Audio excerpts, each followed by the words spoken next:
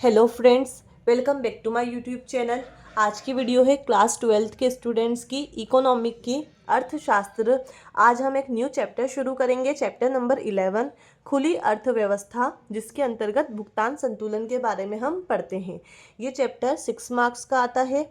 इससे पहले मैंने आपको बहुत सारे चैप्टर जो है आईएमपी वो सभी को पूरा समझा दिया है। अगर आपने नहीं देखा है तो इसकी प्लेलिस्ट की लिंक डिस्क्रिप्शन बॉक्स में है, आप वहाँ जाकर देखिए। मैंने आपको बहुत आसान लैंग्वेज में चैप्टर समझाए हैं। आज का जो हमारा चैप्टर मैंने इसलिए चूज़ करा है, इसमें क्वेश्चन कम है प्लस इजी है और 6 मार्क्स का है, तो हम इसको पहले कंप्लीट कर लेते हैं। क्योंकि जब हम बहुत सारा हमें पढ़ना होता है, दिमाग बहुत प्रेशर में होता है कि अब हम क्या करें। एक गाइडेंस में आप लोग चलिए कि जो चैप्टर हमें अच्छे मार्क्स भी है, इजी है, जो हमारे दिमाग में रह सकते हैं, सबसे पहले हम उन्हें कर लें। तो ये चैप्टर बहुत आसान है, वीडियो को पूरा देखिएगा। मैं इस चैप्टर में ही एक ही वीडियो में इसके पहले ही पार्ट में मैं पूरा चैप्टर आपको कंप्लीट करवा दूंगी। आपको आगे और कहीं देखने की ज़रूरत नहीं पड़ेगी, सारे आईएमपी क्वेश्चन यहीं पर आपको मिल जाएंगे। तो सबसे पहला हमारा क्वेश्चन है, टॉपिक जो है भुगतान संतुलन। सबसे पहले हमारा टॉपिक है भुगतान संतुलन। भुगतान संतुलन, ये क्वेश्चन मैंने यहाँ पर चार्ट द्वारा बनाया हुआ है। इजी क्वेश्चन है, बोर्ड एग्जाम में आया हुआ भी है कि भुगतान संतुलन के चालू खाते में लिखी जाने वाली मदें और भुगतान संतुलन के पूंजी खाते में लिखी जाने वाली मदें। तो मैंने यहाँ पर एक चार्ट बना दी। अगर आप यही चार्ट एग्जाम में बनाकर आते हैं तो आपको बहुत अच्छे नंबर मिलेंगे। भुगतान संतुलन के चालू खाते, दो खाते होते हैं भुगतान संतुलन में, एक चालू खाता और एक होता है पूंजी खाता। चालू खाते के दो पार्ट होते हैं, एक दृश्य मदें और एक अदृश्य मदें। मतलब चालू खाते में दो तरह की चीजें लिखी जाती है, एक तो दृश्य जो हमें दिखाई देती है और अदृश्य जो हमें नहीं दिखाई देती। दृश्य मदें हैं बस एक वस्तु का आयात निर्यात। मतलब वस्तु का आयात निर्यात का मतलब समझते हैं ना, देश दूसरे देश से सामान मंगवाना आयात, और अपने देश से सामान दूसरे देश में भेजना, उसे हम कहते हैं निर्यात। तो ये दृश्य मदों में लिखी जाती है। अदृश्य मदें जो हमें दिखाई नहीं देती वो कौन कौन सी होती है? बीमा, पर्यटन, परिवहन, ये सभी कौन सी है? अदृश्य मदें। ये सारी चीज़ें कहाँ लिखी जाती है? चालू खाते के अंतर्गत लिखी जाती है। अब पूंजी खाते में हम क्या क्या लिखते हैं? तो पूंजी खाते में हम लिखते हैं सरकारी ऋण, बैंकिंग पूंजी, सकल ऋण भुगतान, मुद्रा कोष से पुनः क्रय। ये आपको ना याद करने पड़ेंगे, लेकिन ये आईएमपी है। क्वेश्चन इजी भी है, एक दो बार बनाइए अपने कॉपी में इस चार्ट को, अपने आप ये याद हो जाएगा। तो मैं आपके लिए वही क्वेश्चन लेकर आई हूँ जो आईएमपी है, बोर्ड एग्जाम में आ रहा है, वो इजी नोट्स से बनाकर लेकर आई हूँ। बस आपको थोड़ा सा काम याद करने का करना पड़ेगा। नेक्स्ट इस चैप्टर का टॉपिक है व्यापार संतुलन एवं भुगतान संतुलन में अंतर। ये भी आईएमपी है, सारे आईएमपी क्वेश्चन है यहाँ पर। व्यापार संतुलन एवं भुगतान संतुलन में अंतर तो आईएमपी ही होते हैं, तो यहाँ पर मैं अंतर लेकर आई हूँ। और इन्हीं को जब आप मिलाकर लिख देंगे तो इन दोनों के अर्थ भी बोर्ड एग्जाम में आते हैं कि व्यापार संतुलन को समझाइए, भुगतान संतुलन को समझाइए। तब आप ये जो हिस्सा है इसको जोड़कर लिख देंगे तो आपका क्या बन जाएगा? व्यापार संतुलन। और इसको जोड़कर लिख देंगे तो बन जाएगा भुगतान संतुलन। सबसे पहले मैं आपको इसका अर्थ समझाती हूँ। अंतर का आधार सबसे पहला क्या है? अर्थ। तो व्यापार संतुलन किसे कहते हैं? व्यापार संतुलन उसे कहते हैं जिसके अंतर्गत आयात निर्यात का विवरण होता है। आयात निर्यात मतलब एक देश से दूसरे देश में सामान मंगवाना और भेजना, उसका विवरण जिस खाते में हम रखते हैं उसे हम कहते हैं व्यापार संतुलन। ठीक है। और भुगतान संतुलन क्या होता है? भुगतान संतुलन इससे बड़ा होता है। इसमें आयात निर्यात तो लिखते हैं, आयात निर्यात के साथ साथ जितनी भी तमाम चीजें होती है, पूंजी, सेवा आदि, सबका विवरण होता है, जिसे हम कहते हैं भुगतान संतुलन। इसमें केवल आयात निर्यात लिखे जाते हैं और इसमें आयात निर्यात के अतिरिक्त मदें भी लिखी जाती है। वो मदें मैंने अभी आपको ऊपर वाले क्वेश्चन में समझाई है, वो सब इसके अंतर्गत लिखे जाते हैं। तो ये इसका अर्थ हो गया। अंग, व्यापार संतुलन किसका अंग है? व्यापार संतुलन भुगतान संतुलन का ही अंग है। मतलब भुगतान संतुलन में हम लिखते हैं आयात निर्यात, व्यापार संतुलन में भी हम लिखते हैं। तो व्यापार संतुलन जो है वो भुगतान संतुलन का एक अंग होता है, एक हिस्सा होता है। लेकिन भुगतान संतुलन कैसा होता है? स्वतंत्र होता है। इसमें सभी मदों का क्या होता है? उल्लेख किया जाता है। मदें, व्यापार संतुलन में कौन सी मदें लिखते हैं? दृश्य मदें, मतलब जो सिर्फ दिखाई देती है। और वो कौन सी होती है? और बस आयात और निर्यात ही हम इसके अंतर्गत लिखते हैं। लेकिन भुगतान संतुलन में हम दृश्य एवं अदृश्य दोनों मदों को लिखते हैं, मतलब जो दिखाई देती है और जो नहीं दिखाई देती। अभी हम ऊपर वाले क्वेश्चन में ये समझ कर आए हुए हैं। फिर क्षेत्र, व्यापार संतुलन का क्षेत्र सीमित होता है, अभी मैंने समझाया था छोटा सा होता है। इसमें तो सिर्फ लिखते हैं हम आयात कितना हुआ, निर्यात कितना हुआ। लेकिन भुगतान संतुलन का क्षेत्र कैसा होता है? विस्तृत। इसमें हम सारी जितनी भी तमाम चीजें होती है वो सभी लिखते हैं। फिर इसका महत्व, व्यापार संतुलन का महत्व कम होता है और भुगतान संतुलन का महत्व अधिक होता है, क्योंकि भुगतान संतुलन बड़ा होता है, इसमें मेन इंपॉर्टेंट सारी की सारी चीज़ें लिखी जाती है। तो ये व्यापार संतुलन और भुगतान संतुलन में अंतर हो गया। टॉपिक नंबर 3 है हमारा विनिमय दर। विनिमय दर किसे कहते हैं? सबसे पहले हमने भुगतान संतुलन पढ़ लिया, अब उन दोनों में अंतर हो गया। अब हम पढ़ेंगे विनिमय दर, ये हमारा टॉपिक है। तो विनिमय दर किसे कहते हैं? एक देश की करेंसी का दूसरे देश की करेंसी से विनिमय, यानी अपने देश का जो रुपया है, हमारे देश की करेंसी क्या है? रुपया, और अमेरिका की करेंसी क्या है? डॉलर। तो हमारे देश की करेंसी को जब हम डॉलर में मापेंगे तो उस दर को हम क्या कहते हैं? विनिमय दर कहते हैं। ठीक है, विनिमय दर क्या होती है? एक देश की करेंसी का दूसरे देश की करेंसी से विनिमय करना, यानी हमारे देश की जो मुद्रा है उसे दूसरे देश, यानी रुपये को किसी भी कुवैत या उसमें डॉलर वगैरह में आपको क्या करना? बेचना, उसे हम क्या कहते हैं? विनिमय दर कहते हैं। विनिमय दर दो प्रकार की होती है, एक स्थिर विनिमय दर और दूसरी होती है लोचपूर्ण विनिमय दर। इन दोनों में अंतर आते हैं, तो मैंने यहाँ पर अंतर के फॉर्म में इसे बना दिया है। स्थिर विनिमय दर जो स्थिर रहती है और लोचपूर्ण विनिमय दर जो बदलती घटती रहती है, बढ़ती घटती रहती है।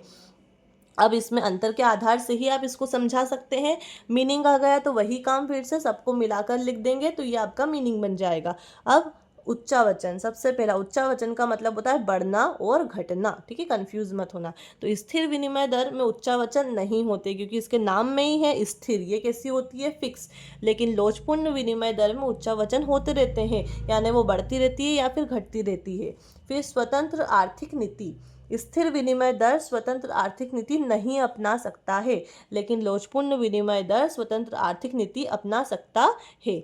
फिर अधिमूल्यन या अवमूल्यन, इसका मतलब समझिए। अधिमूल्यन का मतलब होता है मुद्रा का मूल्य बढ़ा देना, अवमूल्यन का मतलब होता है मुद्रा का मूल्य कम कर देना। तो स्थिर विनिमय दर में ये संभव नहीं है, लेकिन लोचपूर्ण विनिमय दर में ये संभव है। साधन की बर्बादी, स्थिर विनिमय दर में साधनों की बर्बादी नहीं होती है और लोचपूर्ण विनिमय दर में साधनों की बर्बादी होती है। एक ट्रिक, ये सारे के सारे अंतर के आधार याद कर लीजिए। स्थिर में आपको सब में नहीं नहीं लगाना है और लोचपूर्ण में सबको आपको हाँ हाँ लगानी है, तो आपको ये जल्दी याद हो जाएगा। ठीक है, मैं याद करना भी, मुझे पता है कि एक स्टूडेंट्स के लहजे से अगर हम सोचें तो याद करना टफ होता है, इसलिए मैं आपका ख्याल रखते हुए आपको छोटी छोटी ट्रिक्स भी बताती हूँ। इससे मेरा मतलब बच्चों को बिगाड़ना नहीं है, लेकिन मैं चाहती हूँ कि आपके एग्ज़ाम अच्छे से गुजर जाए, इसलिए मैं आपको छोटी छोटी ट्रिक्स भी बताती रहती हूँ। अब देखिए, याद इनको बस ये 4 नाम याद रखना है आपको। क्या याद रखोगे? उच्चावचन, स्वतंत्र आर्थिक नीति, अधिमूल्यन अवमूल्यन और साधन की बर्बादी। इसमें हाँ नहीं बोलना है, इसमें क्या बोलना है? हाँ। तो आपका ये एक डिफरेंस बन जाएगा। अब इसी का एक और टॉपिक आता है, इसी का कंटिन्यूअसली मैंने ये हाफ पार्टीशन कर दिया। इधर सारी स्थिर है, उधर क्या है? लोचपूर्ण विनिमय दर।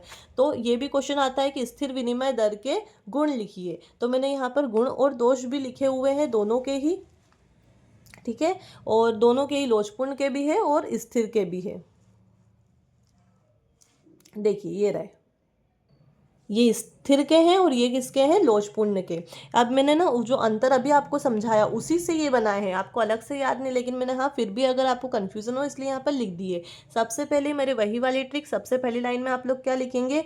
स्थिर विनिमय दर के गुण निम्नलिखित है, और 2 गुण यहाँ पर मैंने आपको समझाए हैं। और अभी मैंने आपको समझाया था कि स्थिर विनिमय दर स्थिर होती है तो इसमें उच्चावचन नहीं होते हैं, तो ये उच्चावचन को क्या करता है? नियंत्रित करता है। हेडिंग बना लेंगे उच्चावचन नियंत्रण, और फिर डिटेल अपने मन से लिख देंगे कि स्थिर विनिमय दर का सबसे पहला गुण ये है कि इसमें उच्चावचन नहीं होते हैं, अर्थात ये ना तो बढ़ती है और ना ही घटती है। ये सबसे पहला हो गया। फिर दूसरा, साधन की बर्बादी का नियंत्रण। अभी मैंने आपको अंतर में समझाया था कि इसमें साधनों की बर्बादी नहीं होती है, बस उसी को आपको यहाँ लिख देना है कि स्थिर विनिमय दर में साधनों की बर्बादी नहीं होती है, क्योंकि इसमें मुद्रा का उच्चावचन नहीं होता है। फिर इसके दोष देख लीजिए। दोष क्या क्या है स्थिर विनिमय दर के? इसमें भ्रष्टाचार उत्पन्न होता है। स्थिर विनिमय दर की वजह से क्या उत्पन्न होता है? भ्रष्टाचार। और स्थिर विनिमय दर में कोई भी देश स्वतंत्र आर्थिक नीति को नहीं अपना सकता है। ये आप इसके दोष है कि इसमें भ्रष्टाचार उत्पन्न होता है और कोई भी देश स्वतंत्र आर्थिक नीति नहीं अपना सकता है। ये स्थिर विनिमय दर के दोष है। जो स्थिर विनिमय दर के दोष है वो लोचपूर्ण के गुण हैं। ठीक है, और जो लोचपूर्ण के स्थिर के गुण है वो लोचपूर्ण के दोष है। जरा ध्यान से देखिएगा। अब लोचपूर्ण के गुण क्या है? ये स्वतंत्र आर्थिक नीति नहीं अपना सकता है, लेकिन लोचपूर्ण विनिमय दर के अंतर्गत स्वतंत्र आर्थिक नीति अपनाई जा सकती है। और विनिमय दर में क्या होता है? उच्चावचन होता है, यानी विनिमय दर बढ़ती और घटती रहती है। दोष क्या है? साधन की बर्बादी और अधिमूल्यन एवं अवमूल्यन। मतलब लोचपूर्ण विनिमय दर में साधनों की बर्बादी होती है और मुद्रा का अधिमूल्यन भी होता है और अवमूल्यन भी होता है। अब इनको लिखना कैसे है वो देख लीजिए। ये आपको हेडिंग याद करनी पड़ेगी। याद भी क्या ही करना, अभी आपने अंतर याद कर कर आ रहा है, उसी के अंदर से बनी हुई है, बस थोड़ा सा माइंड लगाकर आपको इसको समझना है। ठीक है, पहली हेडिंग में हम लिख देंगे कि इसके गुण निम्नलिखित है या दोष निम्नलिखित है। ठीक है, उसके बाद हेडिंग बना लेंगे ब्लैक पेन से इन सबकी, और डिटेल में आपको बस थोड़ा थोड़ा लिखना है कि इसका सबसे पहला गुण ये है कि इसमें उच्चावचन नियंत्रित होते हैं, अर्थात स्थिर विनिमय दर बढ़ती घटती नहीं है। ठीक है, बस अपने मन से थोड़ी थोड़ी डिटेल आपको लिखना है। जो आप मीनिंग याद कर कर आए हैं दोनों का, वही अगर आप डिटेल में लिख देते हैं तो आपको नंबर मिल जाएंगे। तो यहाँ पर हमने विनिमय दर वाला टॉपिक भी कंप्लीट कर लिया। नेक्स्ट हमारा टॉपिक है विदेशी विनिमय दर के उतार चढ़ाव के कारण। मतलब विदेशी विनिमय दर कब बढ़ती है और कब घटती है, ये हमें यहाँ पर बताना है। तो इसके भी हम लिखेंगे कैसे? विदेशी विनिमय दर के उतार चढ़ाव के कारण निम्नलिखित है। सबसे पहला क्या कारण है? विदेशी व्यापार। दूसरा कारण है सट्टा बाजार, और तीसरा कारण है बैंकों के क्रियाएं। अब इसको समझिए। विदेशी व्यापार का मतलब, विदेशी व्यापार दो प्रकार के होते हैं, एक तो आयात व्यापार और दूसरा क्या होता है? निर्यात व्यापार। तो देखिए, विनिमय दर कब बढ़ती है और कब घटती है, तो सबसे पहले हम क्वेश्चन में से ही लिखेंगे। पहले ये हेडिंग बना दिया अपने ब्लैक पेन से कि विदेशी व्यापार, फिर हमने अब डिटेल में हम क्या लिखेंगे कि विदेशी विनिमय दर के उतार चढ़ाव का सबसे पहला कारण विदेशी व्यापार है, अर्थात आयात निर्यात के द्वारा विदेशी विनिमय दर बढ़ती और घटती रहती है। अगर हमारे निर्यात ज़्यादा है, मान लेते हैं कि हम सामान को कम यहाँ से ज़्यादा बाहर निकाल रहे हैं, हम निर्यात ज़्यादा कर रहे हैं, तो विदेशी विनिमय दर बढ़ती घटती वहाँ पर रहती है। कौन प्रभावित करता है उसे? आयात निर्यात। बस आपको इतना लिखना है कि विदेशी व्यापार अर्थात आयात निर्यात से विदेशी विनिमय दर में उतार चढ़ाव आते रहते हैं। फिर सट्टा बाजार, शेयर मार्केट। शेयर मार्केट यानी शेयर, बॉन्ड, इनका क्रय विक्रय भी विदेशी विनिमय दर को प्रभावित करता है। इसके कारण भी विदेशी विनिमय दर में उतार चढ़ाव आते रहते हैं। बस मैं जो बोल रही हूँ आपको वही डिटेल में लिखना है। मैं बहुत आसान लैंग्वेज में आपको समझा रही हूँ, मैं ज़्यादा आपको याद करने का नहीं दे रही हूँ। मैं सिर्फ हेडिंग हेडिंग आपको कहती हूँ कि आप याद करिए। डिटेल आप अपने मन से थोड़ी बहुत लिखेंगे। कैसे? विदेशी विनिमय दर के उतार चढ़ाव सट्टा बाजार के द्वारा होती है। सट्टा बाजार अर्थात शेयर और बॉन्ड की क्रियाएं जो होती है वो विदेशी विनिमय दर को बढ़ाती और घटाती रहती है। फिर नेक्स्ट है बैंकों की क्रियाएं, यानी बैंक जो होते हैं उनकी क्रियाएं भी विदेशी विनिमय दर को प्रभावित करती है। हमें हमारे बैंक के हालत देखने होते हैं कि उसमें ऋण ज़्यादा दिया जा रहा है या कम, या ऋण ज़्यादा ले रही है बैंक, वो हालात भी विदेशी विनिमय दर को बढ़ाते और घटाते रहते हैं। तो यहाँ पर हमने 3 पॉइंट उसके समझ लिए। नेक्स्ट टॉपिक है हमारा विनिमय दर के निर्धारण के कोई 3 बिंदु। विनिमय दर को निर्धारित करने के 3 बिंदु निम्नलिखित है। सबसे पहला बिंदु है मांग एवं आपूर्ति, दूसरा है क्रय शक्ति क्षमता सिद्धांत, और तीसरा है ब्याज दर। विनिमय दर को निर्धारित कैसे करते हैं कि लोचपूर्ण रहे या स्थिर रहे, वो निर्धारित कैसे होती है, उसके 3 कारण है। सबसे पहला है मांग एवं आपूर्ति। अगर हमारे देश की मतलब विदेश वाले हैं जो हमारे देश की मुद्रा की मांग अधिक कर रहे हैं, तो हमारे देश की विनिमय का दर यानी मुद्रा का मूल्य क्या होगा? बढ़ जाएगा। लेकिन अगर हमारे देश में दूसरे देश की मुद्रा मंगवाई जा रही है तो हमारे देश की मुद्रा का मूल्य क्या हो जाएगा? कम हो जाएगा। तो मांग एवं आपूर्ति सबसे पहला कारण है विनिमय दर को प्रभावित करने का या निर्धारित करने का। दूसरा है क्रय शक्ति क्षमता सिद्धांत। इसके अंतर्गत दूसरे देश की क्रय शक्ति द्वारा हमारे देश की विनिमय दर का निर्धारण किया जाता है। और थर्ड है ब्याज दर। ब्याज दर यानी कितनी बैंकों की कितनी ब्याज दर है एक करेंसी को दूसरे करेंसी में बदलना, वो भी विनिमय दर को क्या करता है? निर्धारित करने का कारण है। अब देखिए छोटी सी ट्रिक मैं आपको बता देती हूँ। ये क्वेश्चन इतना IMP नहीं है, बोर्ड एग्जाम में बस एक बार आ गया था ये 2025 में, इसलिए मैंने इसको ज़्यादा डिटेल में नहीं समझाया है। अगर आ जाता है तो आप इसको हेडिंग याद कर लीजिए, डिटेल आप अपने मन से लिख दीजिएगा। इस वाले क्वेश्चन में आप अपना ज़्यादा टाइम बर्बाद नहीं करेंगे। मैं आपको वो चीज़ें भी बताते जा रही हूँ जो आपको ज़रूरी कौन सी चीज़ करना है। देखिए टाइम कम है, आज से अगर हम देखें तो 3 या 4 दिन बाद हमारा पेपर है बोर्ड एग्ज़ाम का, इसीलिए मैं आपको बहुत कम समझा रही हूँ ताकि आप बोर्ड एग्ज़ाम को बहुत अच्छे से कर सके बिना कंफ्यूज हुए। नेक्स्ट हमारा टॉपिक है भुगतान असंतुलन दूर करने के उपाय। अभी हमने पढ़ा था भुगतान संतुलन। ये असंतुलन क्या है? असंतुलन यानी कि जब हमारे या तो हमारे जो है व्यय अधिक हो रहे हैं या हमारी आय, उसको जब घाटा हमारा चलता है, उस असंतुलन को हम किस तरीके से दूर कर सकते हैं। या फिर क्वेश्चन ये भी बन सकता है कि भुगतान संतुलित करने का उपाय बताइए, तो तब भी हम ये वाला क्वेश्चन लिखेंगे। तो इसके उपाय दो हैं, एक मौद्रिक उपाय और एक अमौद्रिक उपाय। मौद्रिक उपाय क्या है? सबसे पहला है मुद्रा का संकुचन। मुद्रा का संकुचन का मतलब होता है, मुद्रा का संकुचन मतलब होता है कि व्यय को कम कर देना, मुद्रा को संकुचित कर देना, उसको घटा देना, कम कर देना, मतलब व्यय करना, कम कर देना। सबसे पहला उपाय है भुगतान असंतुलन को दूर करने का, कि खर्चे आप कम कर दीजिए अपने देश के, तब आप अपने देश की जो भुगतान असंतुलन उसे संतुलित कर सकते हैं। दूसरा है मुद्रा का अवमूल्यन। मुद्रा का अवमूल्यन मतलब होता है कि मुद्रा का मूल्य क्या कर दीजिए, कम कर दीजिए। मुद्रा का अवमूल्यन का मतलब होता है कम कर देना। मुद्रा का मूल्य कम करने से भुगतान असंतुलन जो है वो संतुलित हो जाता है। और विनिमय नियंत्रण। विनिमय नियंत्रण का मतलब होता है आयात और निर्यात को क्या कर देना, नियंत्रित कर देना, तब भी भुगतान असंतुलन संतुलित हो जाता है। अब अमौद्रिक उपाय कौन से हैं? आयात कमी और निर्यात वृद्धि। ये मोस्ट आईएमपी है। भुगतान असंतुलन का मतलब ही ये होता है कि अगर आपकी आयात निर्यात हम देखें, तो अगर आपके आयात जो है वो ज़्यादा हो रहे हैं और निर्यात क्या है, कम, तो ये हमारे देश के लिए असंतुलन की स्थिति होती है, क्योंकि आयात ज़्यादा करने से हमारे देश की मुद्रा दूसरे देश में जा रही है और हम घाटे में जाएंगे।